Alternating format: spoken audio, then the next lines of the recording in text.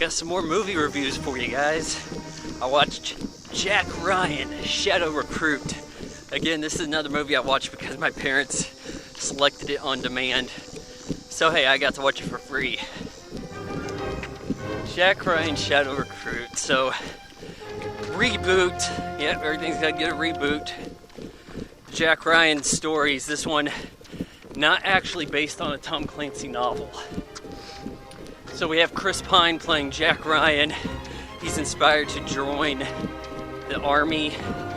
I guess he's studying in London during the time of the September 11 attacks. Joins the army, gets injured,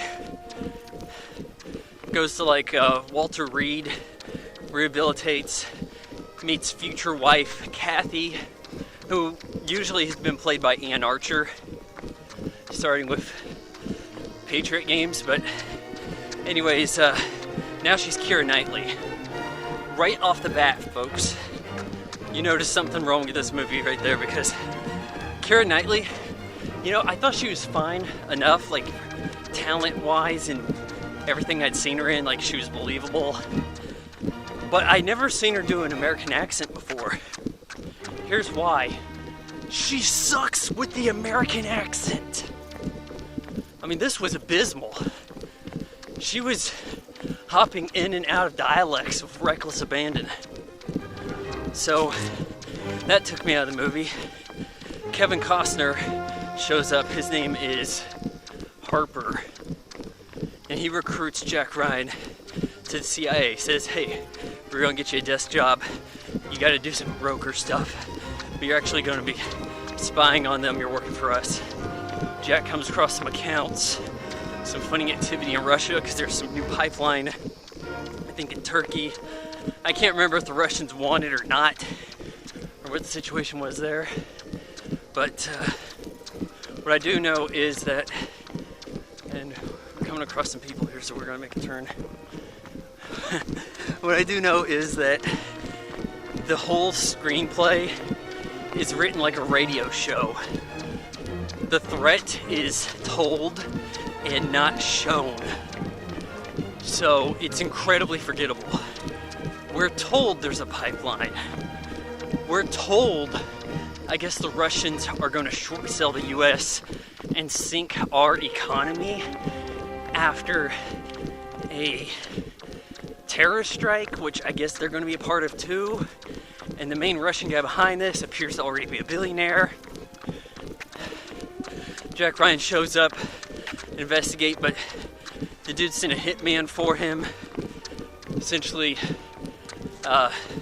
presented himself as security, but he was both the security and the guy hired to kill him. And they're pretending not to know that each other are in on it. Well, I hope he shows up. And yeah, the bad guy's played by Kenneth Branagh, who is also the director, who should not be doing action. I'm sorry, but he just should not. So, we end up with a circumstance where we get the world's longest dinner date in a movie. Keira Knightley comes into Russia. Or, yeah, I think they're in Russia or London. Yeah, I'm getting my movies mixed up here. I'm trying to do a few of these at once, but it doesn't matter too much. No, it had to be Russia. So, Jack Ryan's trying to spy while Keira Knightley's buying time for him. She gets captured eventually when they decide to quit playing games. Jack Ryan and Kevin Costner rescue her, but,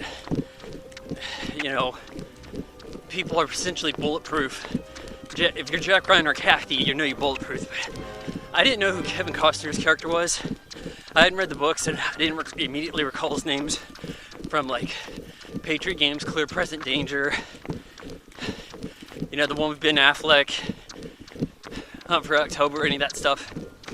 So, I thought that maybe he was recruiting Jack Ryan to work for his group and not actually the CIA. It was a dupe. That Pacino, Colin Farrell movie, The Recruit. I thought they were pulling one of those on us. Particularly because Kevin Costner shows up in Russia to give some information to Jack Ryan. And he brings this dog that he just borrowed from some neighbor's lawn, he said. And he left the dog with Jack. Jack doesn't know where to return that dog.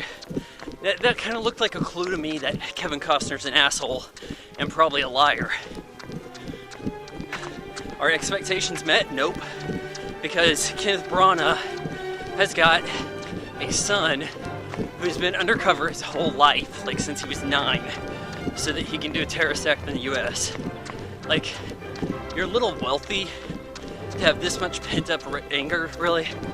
Like, even if there's an attack in it, like when you're little, like, you really weren't affected much by it. Like, you know, get over it a little bit. So I found that quite annoying.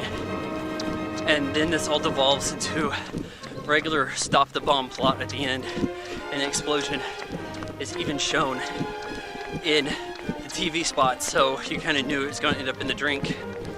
A rather forgettable movie. I guess it could have been worse. Give Jack Ryan's Shadow Recruit 2 out of 4 stars.